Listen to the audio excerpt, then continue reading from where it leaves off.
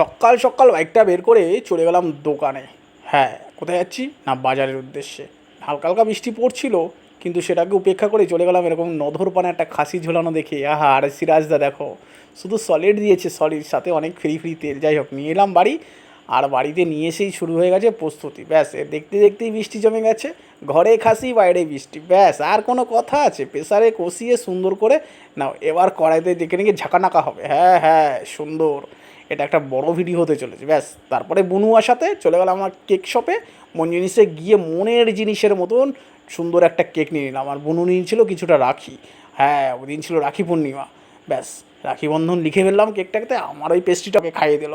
আমি তো বেশ দাঁত খুলে মন খুলে পেস্ট্রি খেয়ে নিলাম। ও হো, সেই লাগছিল। যথারীতি বাড়ি এসে শুরু হয়ে গেছে আমাদের রাখির প্রস্তুতি। বনু সুন্দর করে সাজিয়ে ফেললো প্লেটে, একদিকে রাখি, একদিকে মিষ্টি। ওহো, নাও, এবার শুরু হয়ে গেছে আমাদের রাখি পলার পালা। বনু তো আগের থেকেই কেকের উপরে স্পার্কেলটা দিয়ে সুন্দর করে সাজিয়ে গুছিয়ে তারপর জ্বালিয়ে দিল। ব্যাস, তারপরে দিয়ে দিল।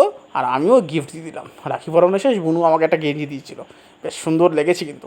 যাই হোক, যথারীতি সবাইকে খাওয়া দাওয়া দাওয়ানো শেষ, গিফট দেওয়া শেষ।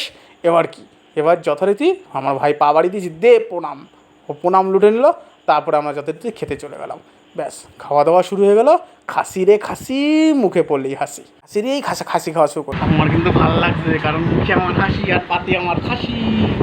তোমাদের এই ব্লগটা কেমন লাগলো অবশ্যই জানিও। পাশে থেকো, সাথে থেকো। বাই, ভালো থেকো।